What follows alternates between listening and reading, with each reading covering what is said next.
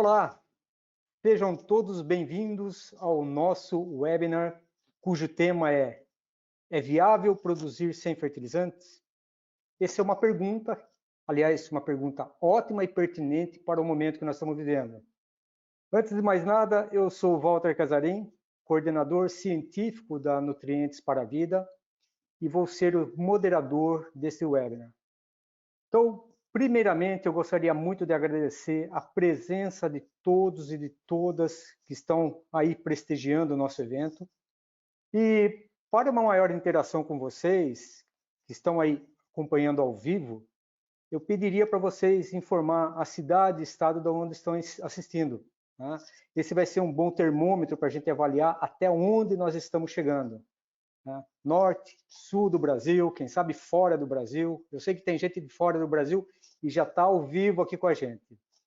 Bem, como será a dinâmica desse nosso webinar? Nós teremos 3 breves palestras de 15 minutos, com 3 feras exponenciais do setor do agro, né? O Carlos Herédia, Luiz Prochinol e o professor Rafael Otto. E, posteriormente, nós iremos ter uma mesa redonda, onde nós vamos debater, né, os assuntos que estão como pauta nessas 3 palestras. Então, é importante que vocês já comecem, né, a partir das palestras já acontecendo, vocês comecem a estar enviando as perguntas. Aonde que você vai escrever essas perguntas? Vocês têm essa caixinha que pode ser aberta e fechada com uma setinha laranja, bem aí em cima, do lado direito. Então, quando você abre, tem ali a parte perguntas, e é ali que você vai formular as suas perguntas. Então, eu convido, encorajo a todos a estar enviando perguntas, porque às vezes a sua pergunta ela pode estar resolvendo, né, a dúvida de muitos outros. Então, este webinar é uma realização da ANDA, Associação Nacional para a Difusão de Adubos, juntamente com a iniciativa Nutrientes para a Vida, a NPV.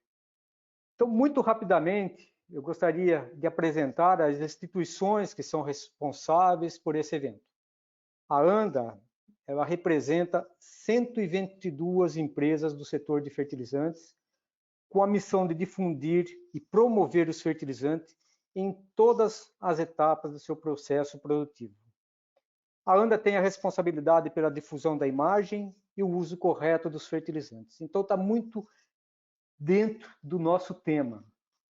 Por outro lado, a Nutrientes para a Vida é um subgrupo da ANDA, que tem como missão esclarecer e informar a sociedade brasileira, principalmente o pessoal que não está muito ligado com o agro, né? E essas informações que nós difundimos são baseadas em estudos científicos sobre a importância e os benefícios que os fertilizantes têm na produção e na qualidade dos alimentos, e bem como sua utilização adequada.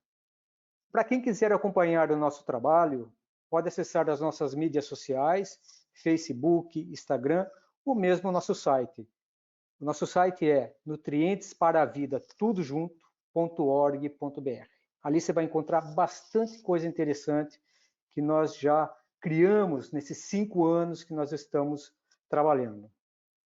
Bem, o objetivo desse webinar é trazer um panorama mais atualizado sobre o atual mercado de fertilizantes, entender a importância que esses insumos desempenham na produção agrícola e tentar buscar resposta de como proceder no momento da adubação sem perdas na produção. Estamos falando de um insumo que representa hoje, em média, aí, de 25% a 30% do custo de produção na maioria das culturas. O fertilizante é o alimento que permite à planta expressar todo o seu potencial produtivo. E lembrando o que dizia o nosso saudoso professor Alfredo Scheid Lopes, fertilizante é um assunto, ou deveria ser um assunto, de segurança nacional. Bom, vamos deixar de conversa mole e vamos dar início ao nosso webinar. Então, eu gostaria de convidar nosso primeiro palestrante, o Carlos Herédia. O tema de sua palestra é Mercado e Formação de Preço dos Fertilizantes. Boa tarde, Herédia.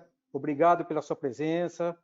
eu pediria para você fazer uma rápida apresentação sua e desejo uma ótima apresentação. Você tem 15 minutos e a palavra é sua. Muito obrigado.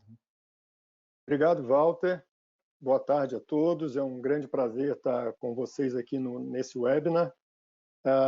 Eu sou Carlos Heredia, atuo atualmente como consultor e, embora tenha tido uma longa carreira no setor de fertilizantes, e ainda estou no setor de fertilizantes, inclusive no conselho da ANDA.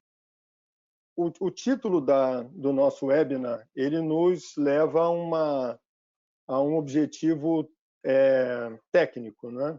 Se é possível ou não produzir sem fertilizantes. O interessante é que nós estamos aqui hoje reunidos principalmente por conta de uma evolução no mercado de fertilizantes. Se não fosse esse grande aumento que se verificou no preço dos fertilizantes, provavelmente nós não estaríamos aqui reunidos discutindo esse tema hoje. Na realidade, quem vai responder essa pergunta, né, ou essa indagação do título do nosso webinar, são os dois colegas que vão fazer as apresentações em seguida. Os dois doutores em agronomia e nutrição de plantas é que vão responder. Eu estou aqui para tentar trazer um pouco de clareza em relação à dinâmica do mercado de fertilizantes e como os preços são formados, ok? Para isso, eu gostaria de começar dividindo com vocês uma definição de commodity. O que é commodity? Até para a gente fazer um exercício e entender se fertilizante é uma commodity ou não. Vamos lá, rapidamente, passar por isso. Aqui são alguns dos atributos que caracterizam uma commodity, né? Commodity é, a princípio, um bem em estado bruto. Será que fertilizante é um bem em estado bruto? Não necessariamente, né? Nós podemos dizer que o minério de ferro é uma commodity, é um bem em estado bruto.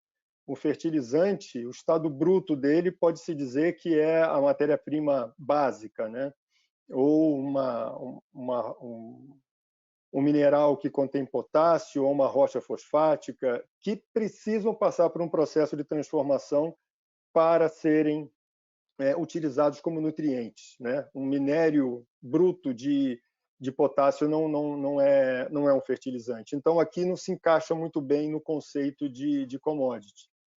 Geralmente de origem agropecuária, mineral ou vegetal. Eu acho que aqui se encaixa perfeitamente, né? Nós estamos falando basicamente de produtos de origem mineral ou gás, né? Como a matéria-prima básica para os nitrogenados. Produzido em larga escala.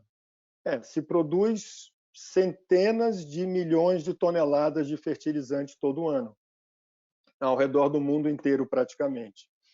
Aqui existe uma pegadinha e eu vou voltar a isso logo na sequência. Características físicas homogêneas. Também é uma característica do fertilizante, né? Embora nós tenhamos grades diferentes de fosfatados, por exemplo, sempre que você está comprando uma carga, por exemplo, um navio, aquele produto ele tem uma característica homogênea, ele é todo uniforme, né? Preço determinado pela oferta e procura internacional. Também é determinado pela oferta e procura internacional. Você tem um grande mercado mundial com vários ofertantes e vários compradores que determinam basicamente o preço através de um mercado, vamos dizer, relativamente livre, onde oferta e procura predominam. Geralmente comercializados em bolsa de valores. Para fertilizante não é bem assim, né? Enquanto que nós temos, por exemplo, a Bolsa de Chicago comercializando grãos como soja e milho, aonde muitas vezes a própria comercialização do papel é superior à comercialização física do produto, a gente não vê isso em fertilizante. A gente tem incipientes mercados de papel, vamos dizer assim, né? Mercados virtuais, onde você pode fazer alguma transação, mas não é uma bolsa de valores, né? Geralmente é um mercado que a gente chama em inglês de over the counter, né? Onde são duas partes que fazem uma transação com o objetivo de redear uma posição, coisa assim. Então, aqui a gente não tem essa característica. E essa é uma característica importante porque, à medida que você tem uma comercialização em bolsa de valores, você permite uma expansão da comercialização entre mercado físico e mercado de papel, um tamanho tal que você ganha um dinamismo diferente, onde a oferta e procura acabam trabalhando de uma maneira diferente de um mercado onde você não tem isso. Então, a pergunta é essa: fertilizante é commodity? Eu acho que ficou claro que é e não é, né? Eu fiquei devendo aqui uma explicação com relação à escala, e talvez isso seja um ponto muito importante que explica um pouco do comportamento, que é o fato de, apesar de produzirmos fertilizantes em grande escala, nós temos alguns dos nutrientes onde, apesar de grande escala, o número de produtores é pequeno. E faz uma grande diferença você ter uma grande granularidade, tanto do lado comprador como do lado vendedor, do que você ter o mesmo volume com um número muito pequeno, ou de ofertantes ou de compradores. Isso, quando você tem poucos players no mercado, de novo, seja comprando ou vendendo, você acaba tendo fatores que podem influenciar num mercado livre de oferta e procura. Então, só para dar um exemplo de algo que está acontecendo agora, que é de conhecimento de vocês, nós temos basicamente 5 grandes produtores de potássio no mundo. Existem outras empresas, mas 5 representam 90%, ou algo até superior a isso. Nós estamos agora enfrentando um problema com a Bielorrússia, que produz 20% desse volume mundial, por conta de sanções econômicas impostas pelo bloco europeu e pelos Estados Unidos em função do regime político da Bielorrússia. Veja bem, nós não precisamos nem de uma grande ruptura nesse abastecimento. O simples fato da Bielorrússia depender de portos europeus que estão impondo sanção, onde está ficando mais difícil fluir o produto, e o mercado financeiro, para que esses recursos provenientes da venda do fertilizante consigam fluir para a Bielorrússia, só isso já foi suficiente para a gente ver uma anomalia, digamos assim, no mercado, no preço do potássio. Isso porque, de novo, nós não tivemos nenhuma ruptura até agora. Então, é muito sensível. Se em vez de 5 grandes produtores tivéssemos 50 e a Bielorrússia fosse um deles, numa proporção dividido entre eles, isso seria praticamente ignorado, não teria efeito importante nenhum. Tá? Bom, dito isso, eu queria dividir com vocês aqui uma planilha com uma análise real de preço de um fertilizante, um dado fertilizante, não interessa se é N, P ou K aqui, uma formação básica de preço de um fertilizante posto em Rondonópolis, que é o principal polo Mato Grosso, o maior mercado que nós temos hoje no Brasil, para a gente avaliar a evolução do preço desse produto de janeiro de 2020 para novembro de 2021. Primeira coisa que nos chama a atenção é o dólar, né? Já que fertilizante é predominantemente importado, cotado em dólar, o valor do dólar para efeito de nacionalizar o produto, para efeito de produto em reais, ele é extremamente importante. Então, a gente já vê aqui que no dólar nós já tivemos uma variação de 35% sobre boa parte do custo. Nem todo o custo é em dólar, mas a maior parte é em dólar, como vocês vão ver. Esse fertilizante ele tinha um custo FOB de $254 em janeiro. Hoje, esse custo, em novembro de 21, era de $737. O frete internacional, o frete marítimo, representava $23. Hoje representa 58. Vamos voltar um pouquinho, então. Bom, quais são os fatores que determinaram isso, né? Embora eu acho que aqui não seja um fórum para a gente entrar em detalhes, e eu acho que também vocês, a essa altura, já têm um conhecimento bem razoável dos fatores, né? Evidentemente, a pandemia causou uma ruptura em várias cadeias produtivas, fertilizante não foi diferente. Você mobiliza grandes contingentes de mão de obra, você tem trabalhos muitas vezes em situações um pouco complicadas, em minas a 1.000, 1.200 metros de profundidade, com pessoas lá dentro, onde circulação diária é forçada, inclusive, e tal. O fato é que a pandemia, por várias razões, ela teve ruptura na cadeia, diminui, de certa maneira, a oferta. Nós tivemos países que se preocuparam muito com segurança alimentar, com o fluxo de fertilizante, poderia prejudicar a disponibilidade interna, colocaram algumas restrições, uma série de fatores que levaram à evolução desse preço. E a demanda não diminuiu, pelo contrário, né? A demanda, eu acho que a pandemia aguçou um pouco a consciência de países de que é muito importante você garantir a segurança alimentar, já que muitos fluxos internacionais ficaram comprometidos. Então, eu acho que a produção ganhou muita ênfase e a demanda está muito forte, e por isso a gente teve essa variação. Frete marítimo, muito parecido. Então, você vê que, nesse caso específico aqui desse fertilizante, o frete em janeiro era 23, janeiro de 20, agora 58. Marinha mercante, proporcional ao frete. Custos portuários não tiveram evolução. Por quê? Custos portuários são em reais, né? Isso é um componente de custo em real. Demurrage é a espera dos navios no porto de destino antes de descarregar. É como se fosse um taxímetro do navio. O navio, ele chega, ele não consegue atracar, ele fica parado e ele paga a demurrage. As cadeias, como eu falei, sofrendo grandes rupturas, nós tivemos muitos problemas de operações e a demurrage aqui no Brasil foi aumentada terrivelmente, de $4 para 35. E o frete, esse frete aqui é o frete rodoviário do Porto até Mato Grosso, esse também em real praticamente não teve evolução, teve até uma pequena redução. Então nós notamos aqui que um produto saiu de $352 para $898. Em reais, ele subiu 238%. Essa é, digamos assim, uma evolução típica de um fertilizante, um dado fertilizante, num dado ponto, como Rondonópolis. Aqui, se nós pegarmos outras localidades, a gente vai ver algo muito parecido, até porque nesta coluna aqui, nós observamos qual é o percentual de participação de cada uma dessas rubricas no custo total, que é de 100%. É claro que o maior valor aqui é o valor FOB do produto, é o produto em si, né? Seguido de fretes, de uma maneira geral, né?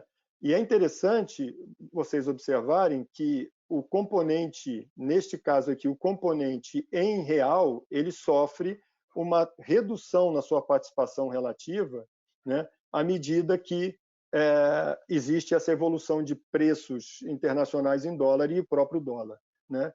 Então, em janeiro de 20, nós tínhamos frete internacional representando 7%, hoje é 6%, mas nós tínhamos o frete local, o caminhão que leva o fertilizante do Porto de Santos, por exemplo, o Porto de Paranaguá para Rondonópolis, que representava 12%, hoje está representando só 4%, né? Então, uma maneira mais fácil de nós identificarmos o quanto que cada rubrica representa do custo é este gráfico aqui. Então, o principal componente de custo é o produto, né? Como eu falei anteriormente. Seja em janeiro de 20 ou em novembro de 21, entre 70% e 80%, para arredondar os números aqui, é o produto. O frete internacional representa de 7%, 6%. Marinha mercante, bem menos. Custos portuários, evidentemente, que são em reais. E à medida que o produto está mais barato, este custo portuário tende a ter uma representação maior no custo total. À medida que o produto aprecia demais em preço, como aconteceu agora, a participação de um custo em reais, ele diminui bastante, ele passa a ser menos significativo, né? Demurrage é claro que depende do dólar, mas ele é predominantemente uma questão logística de quanto tempo o navio fica esperando e, evidentemente, quanto que está custando o navio, né? Nós observamos aqui que o frete foi de 23 para 58. A demurrage ela é diretamente proporcional ao custo do frete. Então, quanto maior o frete e maior o tempo de espera do navio, maior será a participação dessa demurrage no custo total.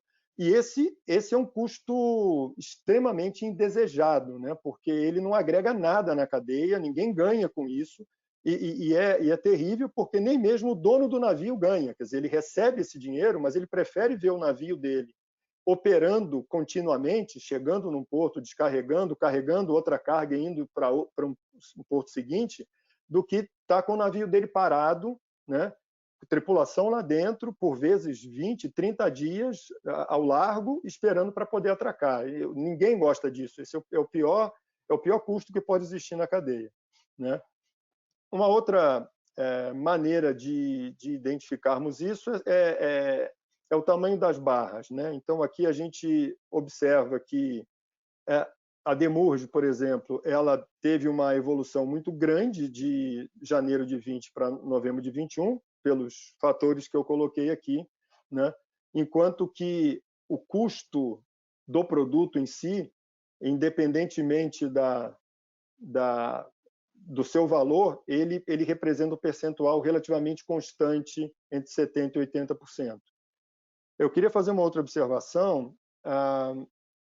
Eu trouxe aqui os custos básicos de uma formação de preço de fertilizantes, tá? Vocês podem encontrar, e vão encontrar nas empresas, modelos muito mais sofisticados, aonde se incorpora aspectos como hedging, já que você está comprando em dólar, então, dependendo de como você está fazendo o pagamento, financia, não financia, eu estou exposto em dólar ou não, então eu tenho custos de hedging, eu tenho custos de quebra do produto. Nós estamos falando aqui de granéis sólidos que vêm em navios graneleiros com operações portuárias de descarga, coloca o produto no caminhão ainda em granel, viaja até Mato Grosso, ou seja, é normal que aconteça alguma perda de produto. Então, aqui a gente tem modelos muito mais sofisticados, mas aqui nós estamos falando de percentuais pouco representativos para a análise que nós estamos fazendo aqui. Tá? Então, resumindo, para fechar aqui, fertilizante tem, por vezes, um comportamento, em muitos aspectos, tem um comportamento de commodity, são volumes muito grandes. Como eu enfatizei, nós temos, por vezes, e é interessante observar que nós não podemos dizer que existe uma igualdade de comportamento entre os 3 macronutrientes. Potássio é uma coisa, fósforo é outra coisa, nitrogênio é outra coisa, né? A gente pode afirmar que nitrogênio, pela grande capilaridade de produtores e pelo grande volume de compradores, é o nutriente que tem um comportamento de preço mais próximo de um mercado livre, né, de uma commodity pura, porque você tem muita gente produzindo nitrogênio, muita gente ofertando e muita gente comprando, né? Quando a gente vai para o potássio, que eu diria que é o outro extremo, como eu já dei o exemplo, você tem uma concentração muito grande. Então, se um grande produtor tem um problema numa mina, como já aconteceu em várias oportunidades aí no passado, ou um acidente numa mina, ou até mesmo a perda de uma mina, porque isso não seria a primeira vez que ia acontecer, já aconteceu várias vezes. E você tira muito produto do mercado e isso causa um desbalanço na oferta e na procura, né? Nós estamos falando aí de um trading mundial de potássio de 60, 70 milhões de toneladas. Nós temos algumas minas que produzem 2, 3 milhões de toneladas. Então, uma mina tem uma participação bastante significativa no total ofertado no mundo, né? Eu diria que fósforo fica mais ou menos no meio aí em relação a isso. A gente tem um número relativamente grande de produtores, mas nós temos, por exemplo, muitos produtores na China, com uma política de governo muito forte que acaba balizando o comportamento desse conjunto de produtores, seja na questão de exportação, estimulando exportação ou desestimulando exportação. Então, você tem muitos produtores, mas, na realidade, você tem um grande bloco de produtores. Então, isso faz com que o fósforo, muitas vezes, tenha um comportamento um pouco parecido com o do potássio, né? Bom, eu acho que é isso. Eu passo para você, Walter. Espero não ter estourado o tempo nosso aqui. para dar continuidade aí ao webinar e eu volto com vocês na fase de perguntas. Muito obrigado, Carlos Herédia. Excelente apresentação, nos clareou bastante a respeito da composição de preço de fertilizantes. Na sequência, eu queria só pedir e encorajar as pessoas, né, depois da apresentação do Carlos Herédia, a enviar perguntas.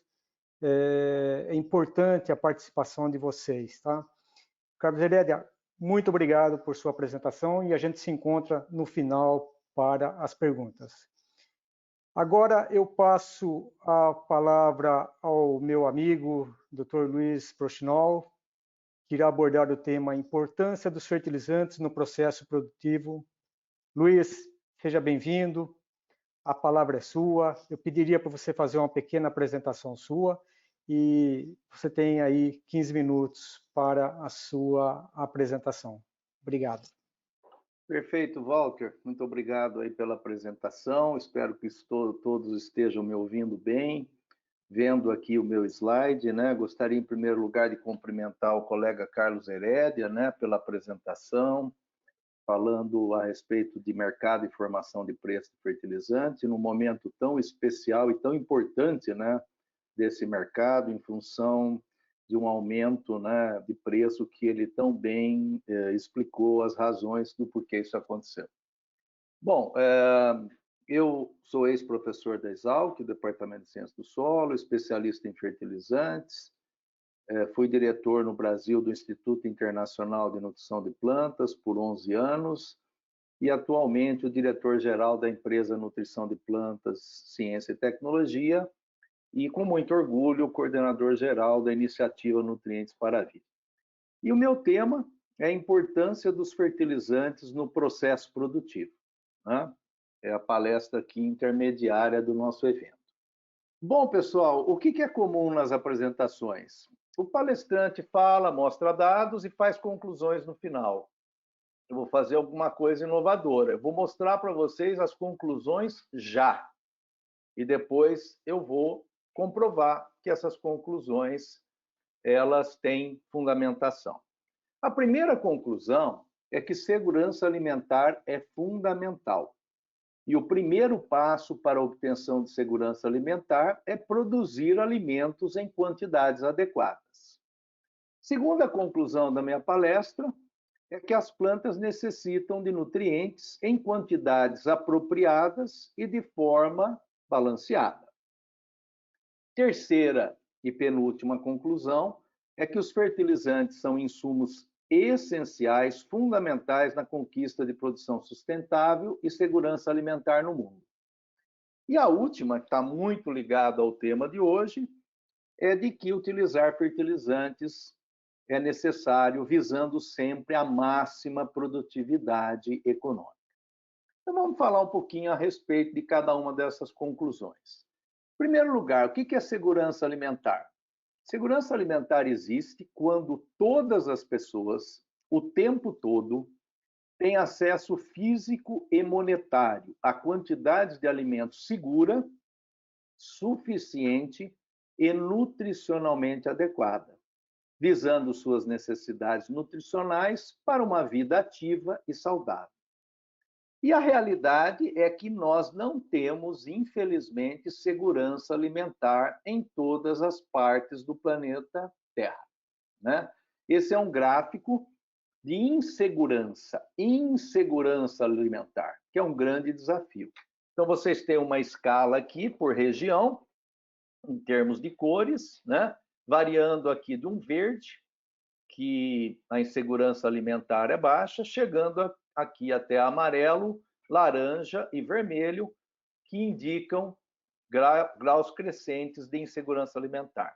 E vocês verificam que em certas regiões do planeta, notadamente aqui a Ásia, a África e também aqui a América do Sul e Central, nós temos elevados índices de insegurança alimentar. Só para pegar o caso da África, 33% aproximadamente da população da África subsaariana, em torno de 200 milhões de pessoas, estão subnutridas. E essa desnutrição, principalmente na África, é relacionado ao baixo uso de fertilizantes, que é menor do que 10 quilos de nutrientes por hectare. Vejam, pessoal, é impressionante, né? Essa notícia aqui ela é muito difundida, mas colocada dessa forma causa um impacto espetacular e realmente temos que parar para pensar nisso.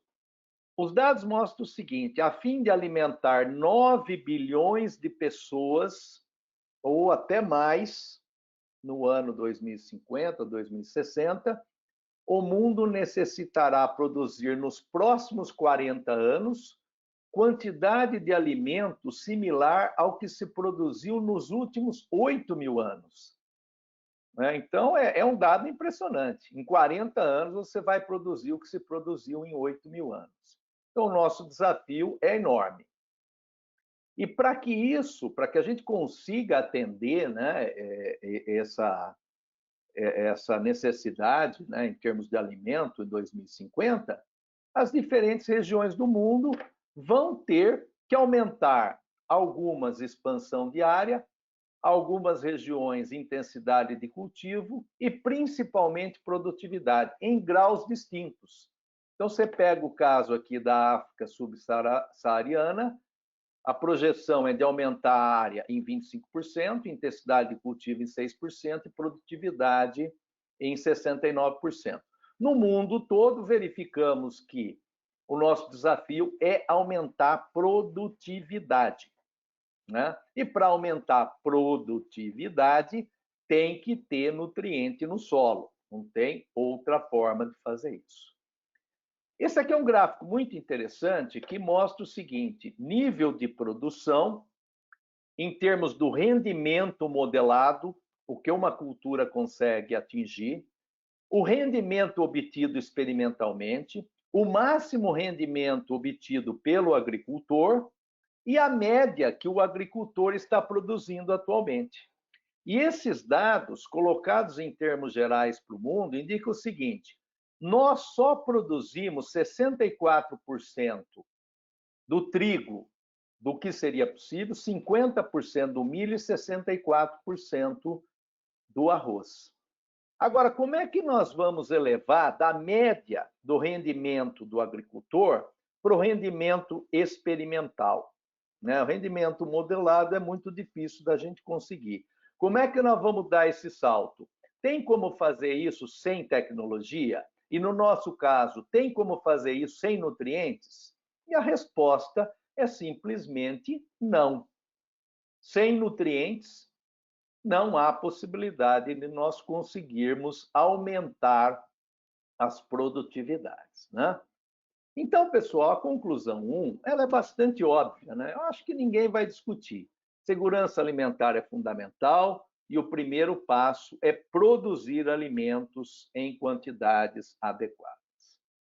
Agora, veja o seguinte: existe uma cronologia da descoberta da essencialidade dos nutrientes. Não sou eu que estou falando e ninguém que está falando. Certos elementos químicos foram comprovados como essenciais para o desenvolvimento da planta. Eu não vou em detalhe aqui, eu não vou entrar em detalhe a respeito dessas descobertas, mas isso foi comprovado. Existem elementos químicos que são essenciais para o desenvolvimento das plantas. Aqui nós temos uma tabela dos principais funções desses nutrientes. Também não vou entrar em detalhe. O fato é, não se discute que certos elementos químicos são essenciais ao desenvolvimento das plantas, não se discute que eles cumprem funções fundamentais dentro do metabolismo e da fisiologia das plantas, de tal forma, pessoal, que o seguinte: os solos, eles não criam nutrientes. Eles possuem quantidades definidas e armazenam parcialmente o que é adicionado. E em uma agricultura sustentável, os nutrientes removidos pelas culturas têm que ser repostos. Não existe muita margem para discussão nesse sentido, né? Então, com isso, a conclusão 2 também é bastante óbvia: as plantas necessitam de nutrientes em quantidades apropriadas e de forma balanceada. O problema todo é que várias regiões do mundo existe em várias regiões do mundo uma deficiência muito grande de nutrientes. Então você pega esse mapa do Brasil aqui, tudo que está aqui em vermelho, amarelo, né?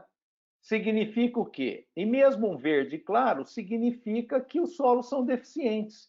O vermelho muito restrito e diminuindo um pouco aqui a deficiência, mas ainda assim com resposta à aplicação de nutrientes e, consequentemente, fertilizantes. Então, a situação é essa no Brasil. Os nossos solos têm baixa fertilidade. Se eles têm baixa fertilidade, eu preciso adicionar nutrientes. Preciso adicionar nutrientes porque as plantas necessitam, como eu já falei, e porque nós precisamos de segurança alimentar. Olha o caso da África, só para citar mais um exemplo. Aqui, a escala é a seguinte: tudo que é verde, né, é muito deficiente, no caso aqui em fósforo. 99% dos solos da África subsaariana são deficientes em fósforo. Necessitam de nutrientes, consequentemente, necessitam de fertilizantes. E aqui algumas respostas, né? Alguns dados de resposta a nutrientes. Essa figura fala por si só. Soja em Itiquira, no Mato Grosso, né? Sem aplicação de fósforo e com aplicação de fósforo. E existem dados de longo prazo, né? Por exemplo, aqui os talhões Morrow, na Universidade de Illinois. Desde 1955, eles têm estudado a situação, entre outras coisas, da contribuição da aplicação de fertilizante. Conclusão: 57% da produção obtida é devido à aplicação de fertilizantes.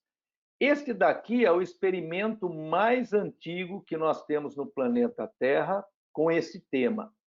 Famoso experimento de Rothamsted, na Inglaterra, que existe desde 1852. 64%, os dados indicam, da produção obtida devido à aplicação de fertilizantes. Olha esses dados do Peru, né? O rendimento atribuído ao fertilizante ao longo aqui de diferentes culturas, com raras exceções, né? O rendimento atribuído ao fertilizante não é de 100%. Olha a situação aqui desse milho com aplicação de nutrientes e sem nutrientes, né? E aí nós temos um último exemplo, eu poderia dar inúmeros exemplos do Brasil e do mundo, da África subsaariana. Respostas absurdas à aplicação de nutrientes. Desde você, aqui no azul, não aplicando nutriente, até aplicações completas de nutriente. Vejam o crescimento, o rendimento de grãos com um crescimento muito, muito significativo. Agora, esse dado é muito interessante. Esse dado é um trabalho feito pelo colega Erisman, né, publicado já há algum tempo, e ele fez o seguinte estudo. Aqui tem vários gráficos, né, várias curvas aqui de regressão, mas eu só estou interessado em mostrar para vocês essa que é do crescimento populacional, que todo mundo conhece, atingindo aqui um pouco mais de 7 bilhões de pessoas por volta do ano 2005. E o estudo dele foi o seguinte: entre outras coisas, qual seria o crescimento da população do mundo se não tivesse sido inventado o processo de Haber-Bosch, que é o processo de fabricação de amônia a partir do ácido do ar atmosférico, do N2, né? E de H2. Qual seria o crescimento populacional se nós não tivéssemos esse processo de Haber-Bosch? E aqui vocês têm, então, essa progressão, indicando o seguinte: nós só teríamos condições de atingir uma população aí em torno de 3,5 bilhões a 4 bilhões de pessoas se nós não tivéssemos o processo de Haber-Bosch, né?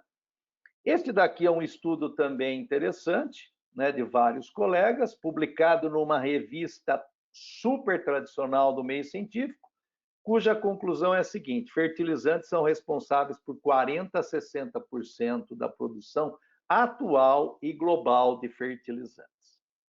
Muito bem, então a conclusão 3, né, e aí nós vamos partir para a última. Os fertilizantes são insumos essenciais na conquista de produção sustentável e de segurança alimentar no mundo. Não existe dúvida nenhuma sobre isso. Agora eu queria fazer uma ligação entre a minha palestra e a palestra do professor Rafael Otto, falando a respeito da questão econômica, né?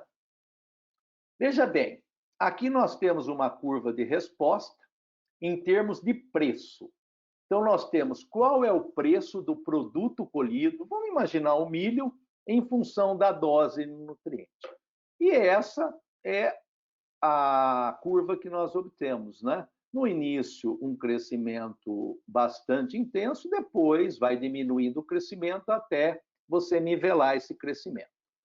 Tudo bem, este ponto aqui, ele indica o quê? Indica a situação de maior rendimento bruto dentro desse estudo. O maior rendimento bruto, o maior preço obtido pelo agricultor em função da dose de nutriente é esse ponto aqui na dose X1. Mas nós temos o custo do fertilizante, né, que é representado por uma reta. Quanto mais eu aplico, maior é o custo de fertilizante. E o rendimento líquido é esta diferença aqui. Isto para o máximo rendimento bruto. Mas o agricultor, pessoal, ele não deve estar buscando o máximo rendimento bruto. O que eles devem buscar é o máximo rendimento econômico. O que eu estou representando aqui através do ponto X2. Então, os estudos vão mostrar o seguinte: é nessa situação da dose X2 que eu devo realmente trabalhar, porque é aqui que eu vou ter o maior rendimento líquido, a diferença entre por quanto eu vendo o meu produto, rendimento bruto, menos o custo do fertilizante. Isso numa análise simples, só considerando o custo do fertilizante.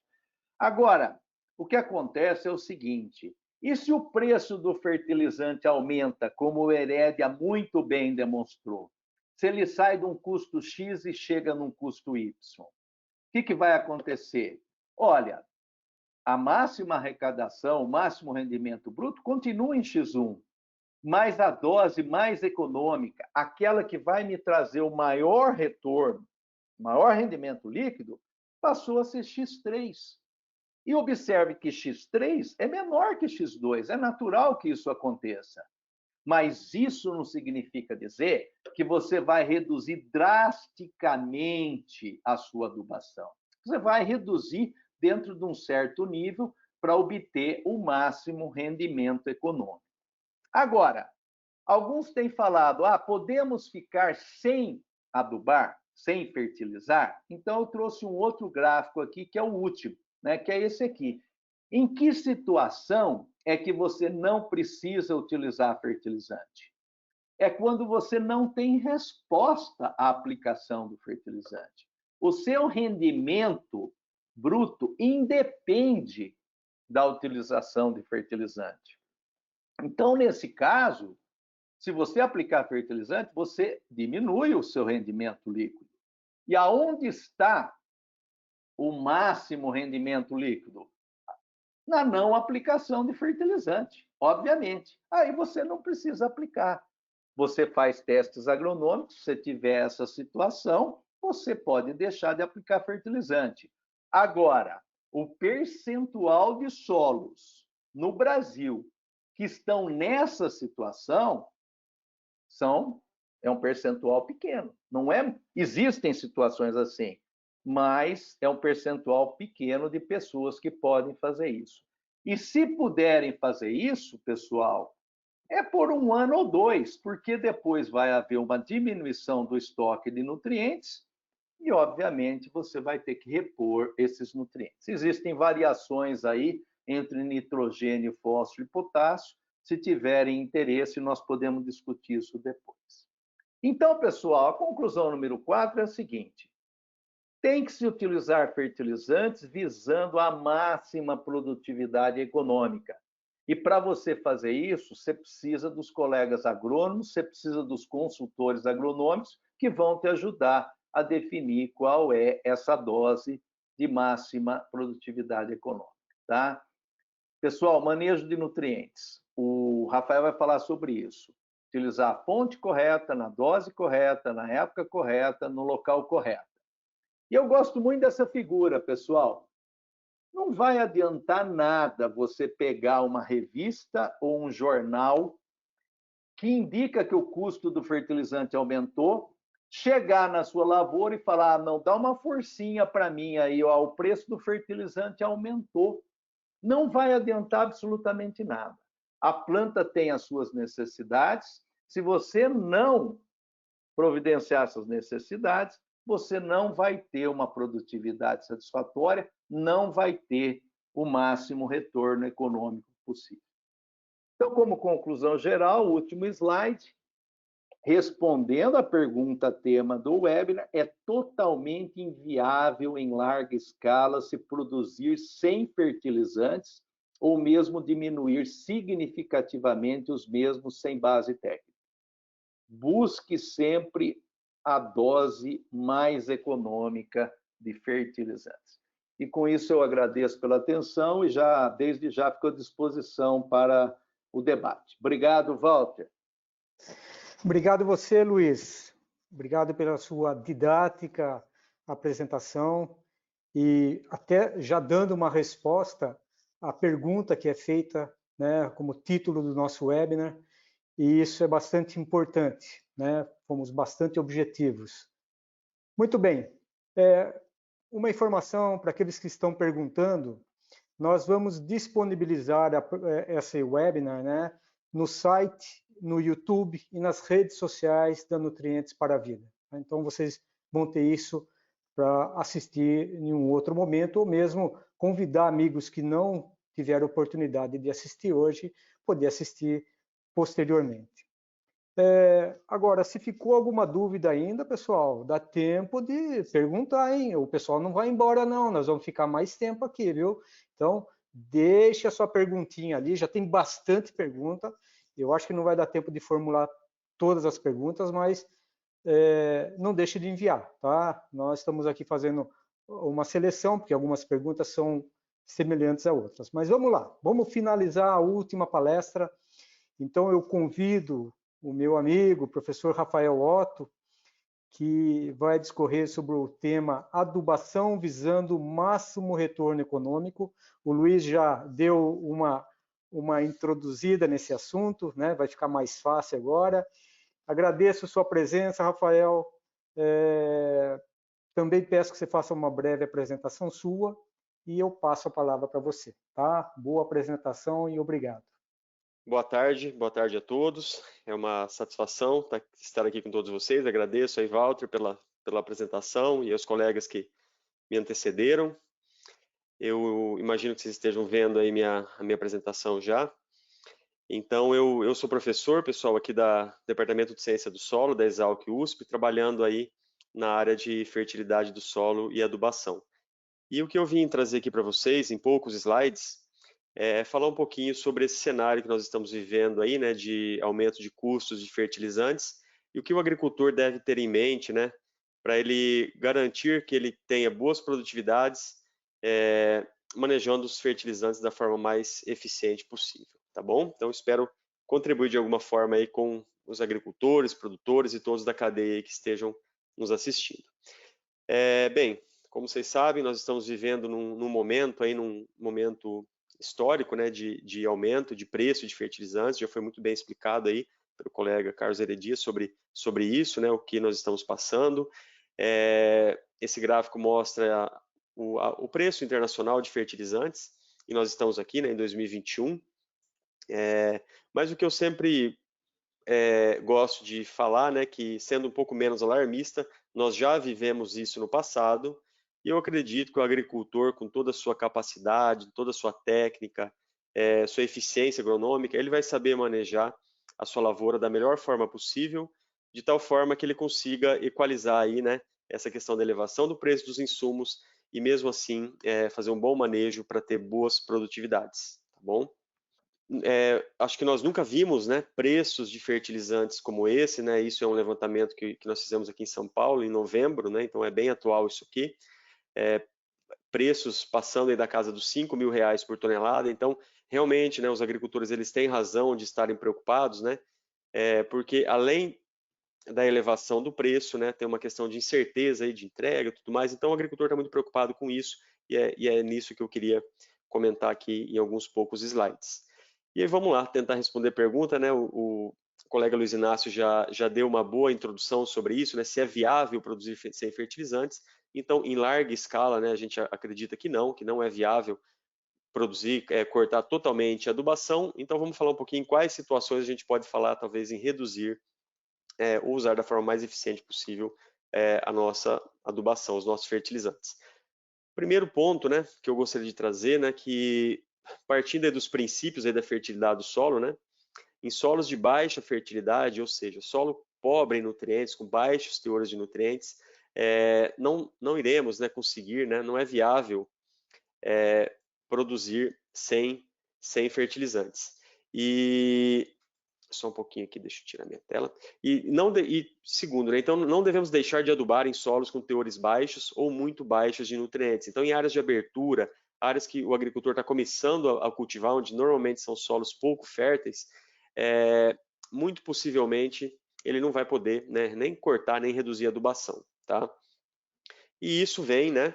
Isso vem das leis da fertilidade do solo, dos princípios da fertilidade do solo. Então eu coloco um gráfico aqui que mostra, né, que quando nós estamos trabalhando em solos com teores muito baixos ou baixos de nutrientes, nós estamos numa fase de construir fertilidade do solo. Construir fertilidade do solo para que a gente consiga obter rendimentos ou produção relativa mais alta, né, que a gente não possa limitar o nosso rendimento por causa da falta de fertilizante. Quando a gente está trabalhando em solos com teores médios ou adequados, né, de fertilizantes, acima do nível crítico, né, o que é o nível crítico? É o teor do nutriente no solo a partir do qual não há mais resposta à adubação, ou a resposta à adubação ela é drasticamente reduzida. Então, nesse cenário, nós estamos mais adubando para manter o sistema, para não causar um declínio da fertilidade do solo, para não empobrecer o nosso solo. E quando nós estivermos trabalhando então em solos com teores altos de nutrientes, aí sim nós podemos reduzir com segurança aí a quantidade, o nível, né, de insumos a aplicar na lavoura. Então nunca esquecer dessas leis da fertilidade do solo. Quanto mais pobre o solo, menos eu posso pensar em cortar a adubação. Quanto mais rico o solo, talvez eu entre num cenário que eu possa não cortar totalmente a adubação, mas trabalhar de uma forma mais otimizada, tá? E o segundo ponto, né, que eu queria deixar, então, cortar a adubação totalmente é muito difícil, né? É melhor aplicar uma dose mínima de fertilizante do que cortar totalmente a adubação. Felizmente, a gente não tem ouvido o agricultor falar muito de, esse ano eu não vou adubar, porque o agricultor sabe que o fertilizante tem um papel importante na produtividade da lavoura dele, no rendimento. Então, o que o agricultor quer saber é qual é o mínimo a aplicar esse ano. Essa é a grande pergunta, tá? E a gente sempre fala para ele não pensar em cortar a adubação. Por quê, né? Porque sempre, e a gente pode pegar inúmeros trabalhos para mostrar isso, eu peguei 2 aqui com nitrogênio em milho segunda safra, para mostrar o quê? Que sempre nós temos, né, a produtividade num tratamento sem adição do nutriente, ela é menor nos estudos de curva de resposta que foram apresentados aí, adiantados pelo Luiz Inácio. E à medida que a gente vai aumentando a dose de nutriente, de fertilizante, a gente vai tendo um ganho até determinado momento, onde esse ganho ele estagna, né? Então, aqui eu estou apresentando até uma equação, um formato um pouco diferente, não habitual, de curva de resposta, que não é nem o linear nem o quadrático, né? É um linear platô, mas o que ele mostra? Né? Que nós temos um ganho de produtividade de milho segunda safra até determinado momento, até a dose de 76 kg por hectare de N, nessa área em Uberlândia. E na área de Pedro Afonso, um ambiente aí mais restritivo, né, de mais baixa altitude, o milho safrinha, ou milho segunda safra, respondeu somente até 60 kg por hectare de N. O que eu quero mostrar com essa figura? Muito melhor do que cortar totalmente a adubação, então eu trabalhar com esses níveis mínimos de nutriente para que eu realmente tenha um ganho de produtividade. Então não vamos pensar em cortar totalmente a adubação. Isso é válido para nitrogênio, para fósforo, para potássio, para todos os elementos. Outro exemplo, né? Aqui é uma foto, né? Eu estava assistindo semana passada os resultados aí da Fundação MS, né? Eu até peguei um slide aqui do colega Douglas Gitt, mostrando que é uma figura muito ilustrativa, né? A figura número 1 aqui, o que é isso? É um milho, segunda safra, semeado sem adubo. Então, olha como ele está, né? Amarelo, né? Amarelo, tá? Com queima, amarelecimento das folhas do bacheiro, deficiente em nitrogênio. Na figura 2, nós temos um milho que foi semeado com somente ureia no suco, foi aplicado 100 kg por hectare de ureia no suco, então fornecendo aí 45 kg de N, olha como ele já está melhor. Em terceiro, é um milho plantado aí como manda o figurino, né? Ele foi plantado com ureia no suco, 100 kg por hectare, mais uma adubação em V3 de 150 kg por hectare de ureia, então uma adubação nitrogenada bem completa. Então a gente vê claramente aqui, nós observamos um gradiente, né? Onde eu tenho um milho totalmente deficiente, que produziu aí 129 sacos por hectare, até produziu bem, né? Por ser sem adubação nitrogenada, mas também é o tipo de solo dessa região aqui em Maracaju. Depois um milho com somente uma adubação no sulco, produziu 138, teve um ganho de produtividade. E por fim, o milho que recebeu todo o manejo e toda a adubação, 152 sacas por hectare. Então, mostrando aí que melhor do que cortar totalmente a adubação é reduzi-la de uma forma mais pensada, né? mais planejada, vamos dizer assim. Tá? Então, só um exemplo para ilustrar que a gente não deve pensar em cortar a adubação. O tema da minha palestra, que me pediram para falar, que eu vou falar para vocês sobre isso, né? Adubação para máximo retorno econômico. Foi muito bem apresentado já pelo colega Luiz Inácio, e eu vou dar um exemplo prático aqui de um experimento que a gente conduz em Uberlândia, numa região que tem altas produtividades de milho, um experimento de longa duração com milho safra. Aqui não é milho safrinha.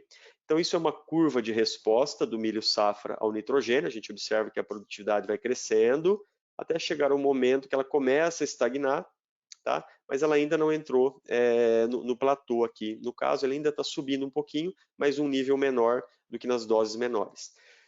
Eu acho que todo mundo está assistindo aqui, muitos talvez fizeram agronomia ou outras faculdades e fizeram cálculo, né? E uma coisa que a gente aprende em cálculo é a tal da derivada, né? A tal da derivada.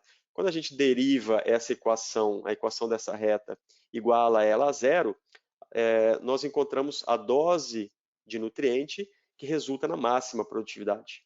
Mas igual o Luiz Inácio falou, não é isso que nós estamos buscando. Nós queremos indicar a dose de N que dê o máximo retorno econômico, tá? Para isso, tem um segredinho aí. Ao invés de eu derivar igualar a zero, eu derivo a equação e igualo ela entre a relação de preço entre o produto aqui, o quilo do nitrogênio, no eixo X, e o quilo da saca de milho no eixo Y. Então, eu fiz essa conta para vocês, né?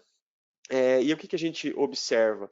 Que a dose de N para máxima produtividade, usando esses dados aqui como exemplo, chegou-se ao número aí de 207 quilos por hectare de nitrogênio para obter uma produtividade de 206 sacos por hectare, que foi uma alta produtividade. Mas essa é a dose, né? Desculpa, não é a dose para máxima produtividade, é a dose para máximo retorno econômico num cenário de milho a R$40 por saco e ureia a R$2.000 por tonelada. Talvez há um ano e meio atrás, esses eram os preços, tá? Então a gente chega nessa dose. Quando o preço do fertilizante aumenta, obviamente a gente reduz a dose econômica. Só que o que acontece? O preço do milho, ou do fertilizante aumentou, e o do milho também aumentou. E aí, como que fica essa conta? Então, resolvendo essa equação aí, considerando o preço atual, eu coloquei aqui um preço de milho a R$80 por saca e a ureia a R$5.500 a tonelada, a gente observa que a dose econômica caiu aqui para 136 quilos por hectare de nitrogênio. Então, é assim que a gente calcula a dose de nutrientes para máximo retorno econômico. E eu dei um exemplo aqui do milho, que é uma cultura altamente responsiva a N. Então, não dá para pensar em cortar totalmente a adubação, mas dá para a gente pensar em otimizar essa adubação. Tá? Muita gente pergunta, professor, nesse preço de fertilizante, quanto que é o mínimo a se aplicar no sistema soja-milho? Muita gente pergunta isso, eu até preparei um slide para responder justamente essa pergunta. E nesse slide eu coloquei aqui alguns níveis de produtividade. 50 sacos por hectare de soja e 100 sacos por hectare de milho, 60 e 120, ou 70 e 140. Obviamente, quanto maior o nível de produtividade, maiores os aportes de nutrientes, mas vamos pegar como exemplo aqui alguém que queira plantar aí milho segunda safra, que é a próxima cultura que vai ser semeada aí, por isso que eu estou dando bastante exemplo de milho, para produzir 120 sacos por hectare. Aplicar aí 85 kg de nitrogênio, essa seria a minha sugestão. É um pouco menor que a exportação, mas para um ano é possível, né, a gente aplicar uma dose de N um pouco menor. 62 kg de P2O5, que é a quantidade exportada pelos grãos, e 42 kg de K2O. Então, pessoal, quem tem essa dúvida, essa é a hora de tirar foto aí desse slide, para depois conferir, né, com a sua adubação que você está planejando, se está dentro mais ou menos do que o sistema está pedindo, ou do que as culturas estão exportando de nutriente, tá bom? Para cana-de-açúcar, né, mudar um pouquinho de milho, falar um pouco de cana também, a gente também tem observado, né, nos nossos estudos, que tem sim uma resposta à adubação nitrogenada, né? Quando eu saio do controle aqui para 0,8, 1, 1,2, 1,4 kg de N, eu tenho um ganho de produtividade, variando aí próximo de 10 toneladas por hectare, mas eu não tenho diferença entre as doses 0,8, 1, 1,2 e 1,4. Então, a gente tem observado que é possível reduzir sim a dose de N para 0,8 a 1 kg de N por tonelada, e essa informação é muito válida num ano como esse, onde o preço do nitrogenado subiu bastante. Então, reduzir um pouco o nitrogênio, mantendo os níveis de produtividade. E finalizando a minha apresentação, pessoal, os dois últimos slides, antes de eu ir para as conclusões, eu queria falar o seguinte, tentando tirar algo de bom, né, de tudo isso que nós estamos vivendo. Né? O que nós vamos aprender, será, com esse cenário que nós estamos vivendo em 2021, né? O preço dos produtos aumentaram, mas o preço do insumo também aumentou muito. O que o agricultor, incertezas na entrega, o agricultor não sabe se compra agora fertilizante ou não, então estamos vivendo essa dúvida, né? O que a gente vai aprender com isso para o futuro, né? Ter fertilidade do solo construída é uma segurança. Os agricultores que têm fertilidade do solo construída, eles estão mais seguros quanto a como irão manejar a adubação na próxima safra. O Brasil depende muito da importação de fertilizantes, né? Seria muito bom, né, se o Brasil tivesse uma produção nacional de fertilizantes maior para a gente ter um pouquinho mais de segurança, né, igual alimentar, igual foi comentado. Fontes alternativas de nutrientes, elas são sempre uma opção, né? Sempre uma opção, né? Fertilizantes orgânicos, a gente costuma dizer, né? Estão sempre aí, né? O agricultor tem essa opção também para utilizar nesses anos quando o insumo sobe de preço.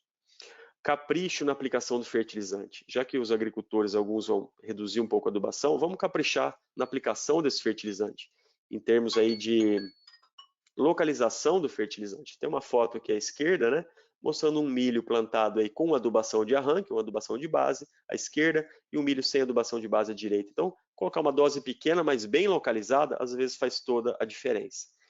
E eu tenho certeza que ano que vem nós vamos olhar para trás e vamos perceber, né, que o agricultor brasileiro ele é super eficiente, né, em situações críticas, e ele vai passar por toda essa tempestade bem, e eu não tenho dúvida que ele vai manter os níveis de produtividade mesmo com todo esse cenário aí de aumento de preço que estamos vivendo.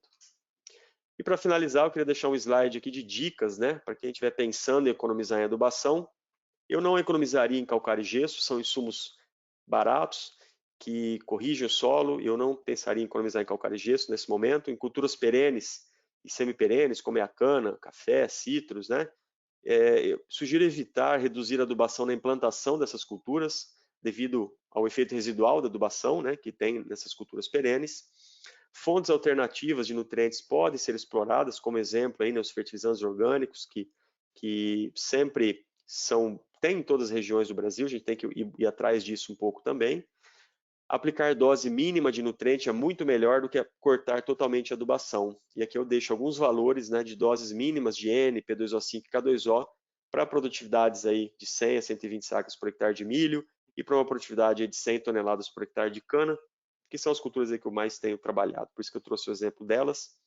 E por fim, cortar a adubação somente em solos com teores de fósforo, potássio e enxofre acima do nível crítico. Eu coloquei aí alguns valores de base para a gente tomar para a tomada de decisão. Pessoal, era isso que eu queria trazer para vocês. Espero ter contribuído de alguma forma. Muito obrigado. E eu deixo uma frase aí do nosso colega Dirceu Gassi, né? Produtividade é sinônimo de conhecimento aplicado por hectare. Esse é o ano de aplicar conhecimento nas nossas lavouras, tá? Muito obrigado. Excelente, professor Rafael Otto. Agradecemos muito pela excelência da sua apresentação, bastante clara. E acho que ficou muito claro, né, que a palavra depende é a palavra que mais fica presente, né, para responder a questão desse webinar. Se é viável produzir sem fertilizantes? Depende da situação de cada um, depende de onde cada um quer chegar, né? Mas que fica muito evidente que nós não podemos deixar de fertilizar o solo, de adubar o solo. Isso, a sustentabilidade do sistema pede isso, né? Muito bem. Após essas 3 excelentes apresentações, nossos palestrantes já estão aqui para a gente iniciar perguntas. Nós tivemos um pequeno atraso, né? E nós temos que terminar às 18h30, porque os palestrantes vão ter um outro evento com jornalista após isso. Então, eu pediria, se for possível, ser bastante sucinto nas respostas, porque tem muitas perguntas. Então, infelizmente, algumas não vão ser formuladas por falta de tempo, tá? E eu quero deixar vocês, palestrantes, bastante à vontade para complementar as respostas de algumas perguntas que forem feitas para os nossos colegas. Eu vou fazer as perguntas de uma forma ordenada, da seguinte forma. Deixa eu só buscar aqui as perguntas por ordem de palestra, né? O Carlos Herédia vai ser o primeiro a receber a pergunta vinda do Ricardo Tortorella, e ele pergunta, Carlos, energia não pesa na formação de preço dos fertilizantes? Ô, Ricardo, abraço, meu amigo, tudo bem aí? Pesa, com certeza. Energia é um fator fundamental nessa equação de formação de preço de fertilizante. Você tem toda a razão. Quando a gente observou essa escalada de preços de energia, ela contribui diretamente com a subida de preço de fertilizantes. É uma relação direta, e isso sempre foi assim, tá? Então, a gente tem que ficar de olho, sim, no mercado de energia, no que acontece em relação à energia, até porque boa parte da produção está extremamente ligada, né? E a base produtiva depende muito de energia para gerar fertilizante. Então, tem uma relação muito forte, sim, você tem toda a razão. Obrigado, Carlos. Vamos aqui para a próxima, um momentinho, deixa eu buscar aqui. Só um minutinho, a gente se acaba se perdendo com tanta janela aberta. Luiz Inácio, uma pergunta de Walter Casarim, que por sinal sou eu me dei o direito de fazer uma pergunta, porque eu acho que ela vem bem a calhar nesse momento. Qual a sua opinião sobre o possível Plano Nacional de Fertilizantes? Pode falar. Oi, Walter, perfeito. Boa pergunta. Mas antes de entrar nessa pergunta, 2 comentários rápidos. Quando a gente explica essa questão de produtividade máxima econômica, na teoria, na prática não é tão simples, né? O Rafael Otto estava também falando sobre isso, e me veio à mente o seguinte: quando você tem que definir a adubação, você sabe o preço do fertilizante, mas você não sabe o preço do produto colhido, né? Principalmente em culturas perenes que você vai demorar mais para colher. Então, você tem que fazer algumas suposições, né?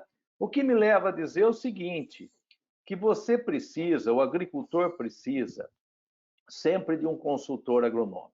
Tá? Eu gostaria de bater nesse ponto, porque ele vai ajudar a fazer as melhores suposições possíveis para poder definir qual é a melhor dose de fertilizante a aplicar. Dito isso, com relação à sua pergunta, Walter, o que eu quero dizer a vocês é o seguinte: o professor Alfredo Scheide Lopes, como você citou lá no início, Walter, dizia muito bem, agricultura é assunto de segurança nacional. Sem fertilizante, nós não temos uma agricultura nacional eficiente. Portanto, a fertilizante também é assunto de segurança nacional. Então, nada melhor do que nós termos, sim, um plano organizado envolvendo todo o setor, que agora está sendo estudado, que é o Plano Nacional de Fertilizante. Eu estou participando também da elaboração do plano na parte científica, né? E realmente estou acompanhando aí muito animado. Nós precisamos integrar todo o conhecimento, planejar desde prospecção de mina, né, passando por mineração, passando por produção, por utilização, por transporte, por logística, para a gente poder ter a melhor alternativa possível em termos desse insumo tão fundamental. E só para vocês saberem, e terminando, eu propus, inclusive, no Plano Nacional de Fertilizantes, a criação do Centro Nacional de Excelência em Estudo e Pesquisa relacionado a fertilizante. Eu convivi muito num centro internacional dessa natureza e eu sei da importância de um centro como esse. Voltando para você, Walter. Obrigado, Luiz. Bom, agora é uma pergunta para o Rafael Otto. Essa pergunta foi formulada, na verdade ele mandou duas perguntas aqui, eu vou perguntar as duas para você, Rafael. É do Afonso Pires. Ele pergunta assim, qual nível de K2O, Melich, do solo que eu poderia deixar de usar aplicações de KCl, pensando em produzir 4 a 5 toneladas de grãos de soja? Né? E, bom, eu faço essa primeira pergunta, depois eu faço a outra para não atropelar. Tá bom, obrigado, Afonso, né? O colega que perguntou, né? Afonso, como que eu vou responder? Eu diria que para ter segurança, falar assim, ó, eu não quero adubar com potássio para produzir esse alto nível de produtividade que você comentou, né? Eu diria que é 4 milimol de potássio por decímetro cúbico ou mais, né? Para ter segurança, você fala assim, não vou aplicar nada e quero produzir muito bem, porque é um bom estoque, é uma boa reserva de potássio no solo. Falando em porcentagem na CTC, se você tiver aí acima de 3,5%, 4% de potássio CTC, talvez você pode pensar em realmente não colocar potássio. Se você tiver com um teor menor do que isso, 2,5%, 3 milimol de potássio, talvez você consiga reduzir bem essa adubação, mas não deixar de colocar, igual eu falei na minha palestra. Então eu diria aí, se for falar um número, né, acima de 4 milimol de potássio na camada de 0 a 20, tá? Falando em milimol de carga por decímetro cúbico. Ok. Bom, eu vou deixar a outra pergunta dele para depois, porque ela é muito semelhante a uma outra que foi enviada, então eu acho que vai acabar respondendo a dele. Então, eu volto aqui novamente para o Herédia, que o Luiz Henrique Pazini, ele pergunta o seguinte, como o senhor avalia as ações, passivas ou não, do governo federal a fim de garantir a manutenção da produção nacional? O que poderia ser feito? Tá bom, obrigado, Luiz Henrique.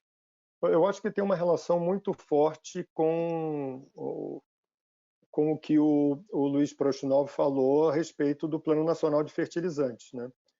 Eu acho que se acordou, né?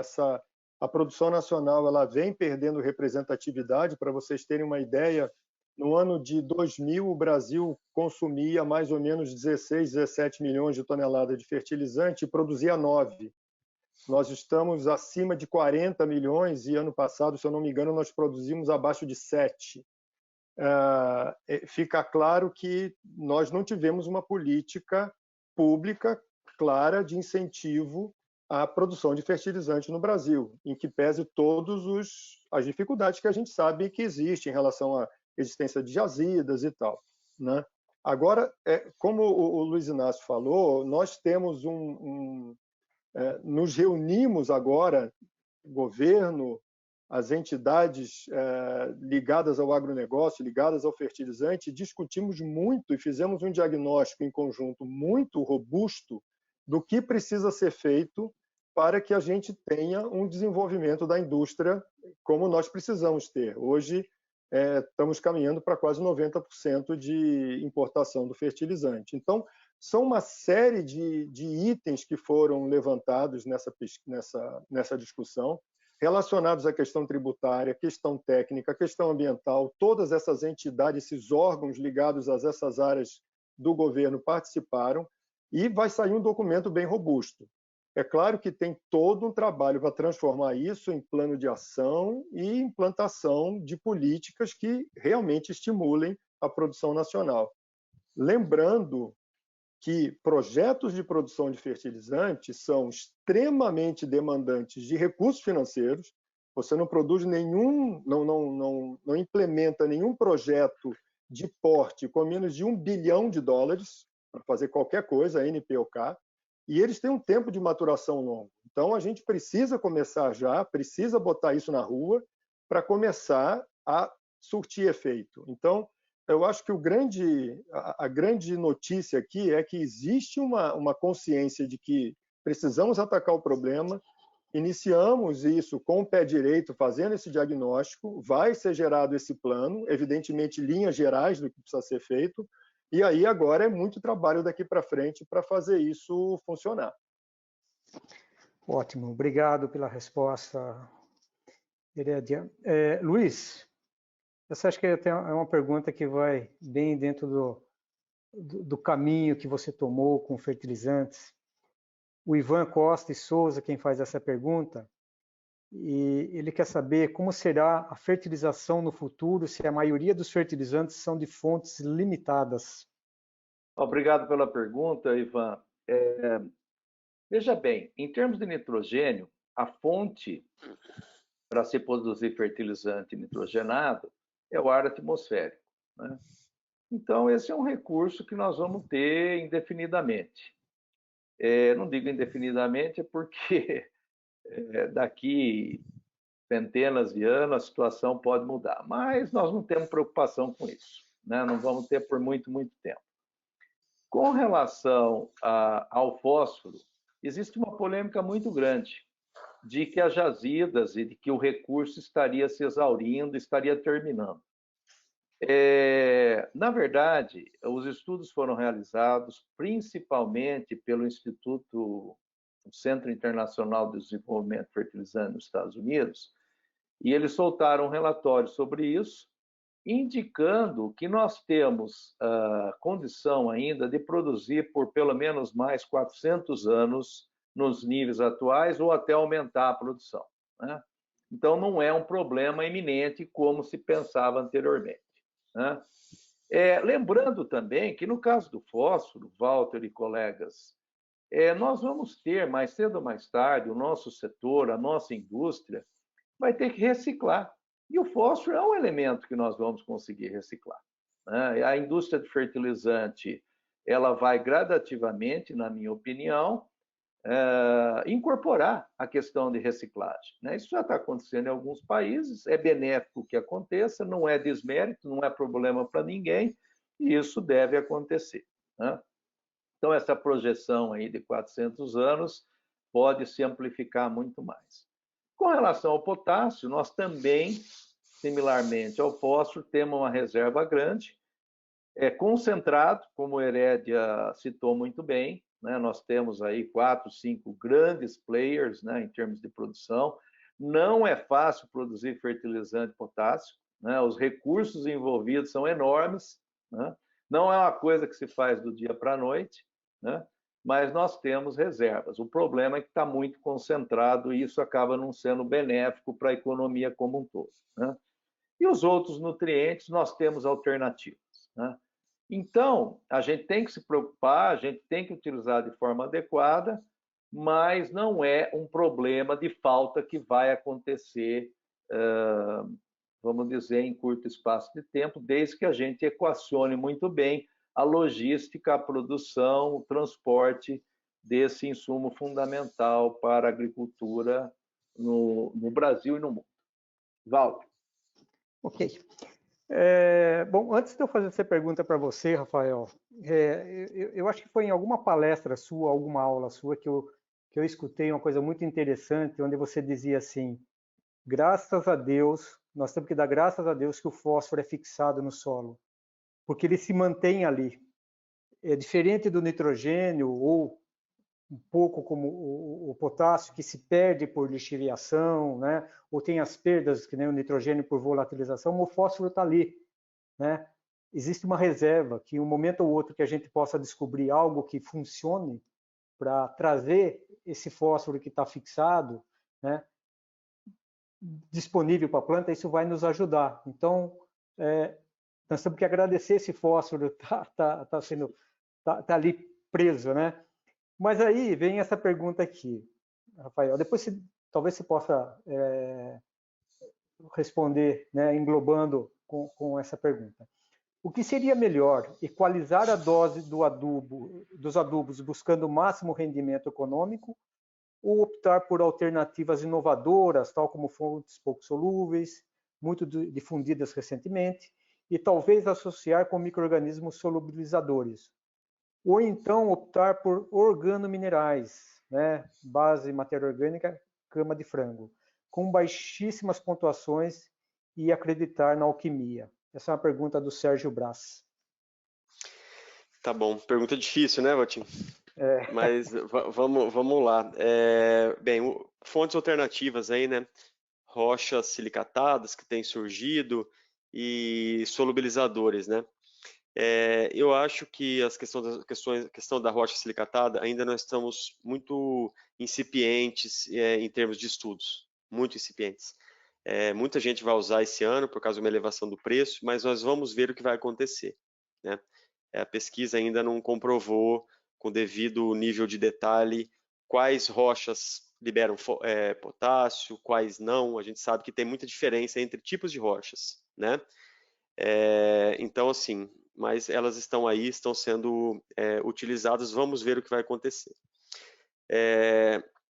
Solubilizadores, né, os produtos biológicos, eu sou muito favorável à era dos biológicos, eu acho que a era dos produtos biológicos, ela realmente chegou, né? A gente está vendo esses produtos avançarem muito, mas, de novo, né, por exemplo, essa questão de solubilizadores de fósforo, nós já testamos aqui na Exalc, e o que a gente observou é que esse produto, ele não permitiu redução de dose de fósforo, não permitiu, mas ele fez a planta enraizar melhor. Então, está mais associado, muitas vezes, a uma questão de uma sinergia entre o micro-organismo e o sistema radicular da planta, fazendo com que a planta produza algumas substâncias promotoras de crescimento, alguns hormônios, e estimule o crescimento radicular. Já se falou disso do azospirillum também, né? Que o azospirillum tem um efeito benéfico. Então, a gente não sabe muito bem qual que é o efeito dessas bactérias, então, muitas vezes sendo vendidas como solubilizadores de fosfato. Até os colegas da biologia falam isso, que muitos desses produtos biológicos, às vezes, eles agem mais como um estimulador do crescimento da planta do que como um fixador de nitrogênio ou um solubilizador de fosfato. Então, é isso que eu tenho para contribuir, o Valtinho. Eu acho que, realmente, esses produtos chegaram para ficar, mas o efeito dele nas plantas ou nos processos de transformações do solo não estão bem elucidados. Eles estão sendo vendidos por uma coisa e eu acredito que não é bem por aí. Perfeito. Mas não sou contra. Walter, posso fazer um adendo nessa questão? Lógico. Então, veja o seguinte, produtos alternativos, novas tecnologias são muito bem-vindas. Nós temos que evoluir, nós temos que progredir, tem muita coisa boa sendo feita. Inclusive na área de microbiologia, muita gente séria trabalhando, e eu tenho certeza que muito resultado positivo já está surgindo e vai surgir cada vez mais. Agora, o alerta é o seguinte, nessa ânsia por novos produtos, novas tecnologias, precisa separar muito bem o joio do trigo, porque tem alternativas excelentes para o nosso agricultor, bem como tem alternativas que não têm comprovação científica, né? Então, o alerta é o seguinte, né? Sem comprovação científica, sem evidência, não dá para você utilizar. Isso daí vem através da pesquisa, eu incentivo muito a pesquisa local, né? Tem determinadas cooperativas que a gente conhece, que não adianta a empresa ir tentar vender para o agricultor. O que eles vão falar é o seguinte, não, primeiro você vai lá no centro de estudo da cooperativa. A hora que eles me falarem que é positivo, que eu devo usar, eu vou usar. Eu acho que o agricultor precisa disso, né? Precisa de fato científico, precisa de evidência. Nada contra a evolução, nada contra novos produtos, mas precisa tomar cuidado para separar o que serve do que não serve. Voltando, Walter. Excelente, nós temos que ter comprovação científica de que aquilo funciona, né? Isso é lógico. Pessoal, eu vou fazer uma última pergunta para cada um, e aí eu pediria para cada um já fazer uma despedida, né? E pediria que fosse breve, porque nós temos pouco tempo, Então, essa pergunta, que é do Luciano Godoy, do Mato Grosso, ele pergunta para o Herédia: qual é a tendência dos preços dos fertilizantes para os próximos meses? Os preços tenderão a retornar aos níveis de um ano atrás? E quando isto pode ocorrer? O Luciano, tem 2 anos que eu deixei a carreira de executivo e me tornei consultor. Então, fazendo uma brincadeira aqui, se você me permite, se eu soubesse a resposta, eu ia ganhar dinheiro com isso. A pergunta é super pertinente, para falar a verdade, eu estava esperando a pergunta, quase que o tempo me salvou dessa, né? O que eu posso te dizer é que, evidentemente, nesse nível de preço, ele não vai sustentar.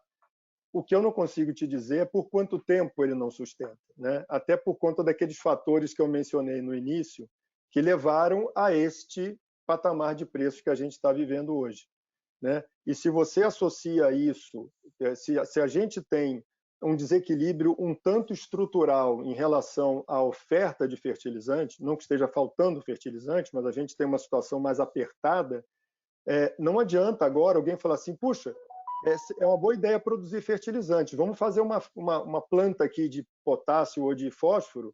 Sim, até essa planta de fósforo e de potássio produzir são 4, 5 anos, né? Então, a gente tem uma dificuldade de equalizar as ofertas e as demandas em função do longo lead time para você botar uma planta de pé. Mas eu diria que os fatores que levaram a essa situação de preço, eles são menos estruturais e são mais conjunturais. Então, tende-se a um retorno a patamares de preços menores.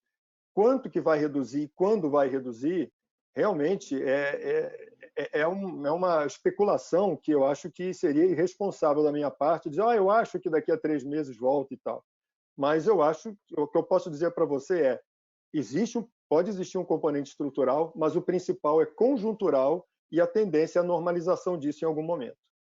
Ok, obrigado. Luiz e Rafael, eu posso pedir desculpa para vocês dois, porque nós temos que terminar às 18h30, né? E para que a gente cumpra o horário, eu só pediria, né, essa licença para vocês, para que a gente cumpra o horário corretamente. Então vocês vão ficar com uma pergunta a menos. Depois a gente acerta essa diferença. Pode ser? Tá ótimo, tá ótimo. Pode, Valdo, você que manda. Bom, pessoal, infelizmente o tempo passa muito rápido e nós vamos ter que finalizar. Esse webinar vai estar disponibilizado no site, no YouTube e nas redes sociais da NPV. Então, nós gostaríamos de agradecer a presença de todos vocês neste encontro, com a esperança que tenha sido proveitoso e positivo, principalmente para tomadas de decisões, né, relacionadas ao uso de fertilizantes, à adubação, e que tenhamos, né, conseguido esclarecer suas dúvidas.